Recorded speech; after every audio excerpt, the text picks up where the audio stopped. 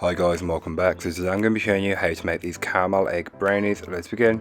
To get started on the recipe, you'll want to grab yourself a medium sized microwavable safe bowl and place in your butter.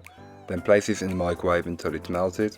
Once it's melted, you can then go ahead and add in your cocoa powder and mix this in until the mixture is smooth and glossy. The consistency does change a little but not too much. Then you can go ahead and add in the sugar and mix this until it's fully incorporated. You will find that the mixture does change consistency, and this is completely normal. It will become much more granular.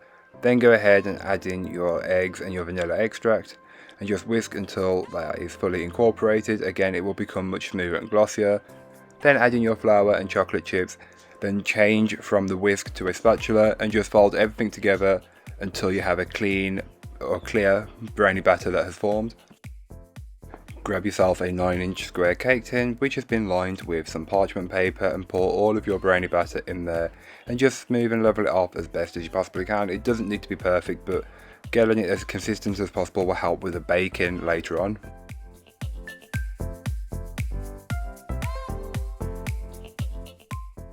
This is optional, but to add more caramel into these brownies, I go ahead and add dollops of the mixture on top.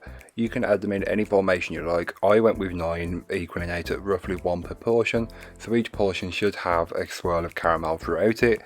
But again, this is completely dependent on whether you want to use it, and if you do, how much you use and how big a blob you use.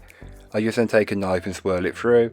It may not look the prettiest on top, but don't worry, all of that caramel is hidden inside. Then you can go ahead and bake them off. I will leave all that information in the blog post, which will be linked down below. Once they're taken out the oven, straight away you'll want to place on top your caramel egg halves, and you should have enough for 9 portions if you're doing them the same way I am. Or you can make 8 and just put 4 on the top and 4 on the bottom, or you can put them in any formation that suits you. It really doesn't matter. So just to add some more chocolate to this, I sprinkle on some more milk choc chips, and I've just placed them randomly, but you can add them in a special formation if you really want to. Then once the brownies were baked, cooled and fully set, I left them in the fridge for around 8 hours, covered in cling film. I sliced them up, and again you can slice them as big or as small as you'd like. Each portion doesn't have to have an egg on top, but that's completely up to you. Here is what one slice looks like. As you can tell, you've got a deep and dark, dense brownie, which is perfect. The only way a brownie should be is dense and not cakey. So thank you so much for watching. I hope you enjoyed. If you did, don't forget to like, comment and subscribe for more from me, and I'll be back again very soon with another recipe, so join me then. In the meanwhile, don't forget to check out the description. There'll be a link to this recipe, a link to my blog and links to all my social medias. But that's all for today. I hope you enjoyed. Bye guys.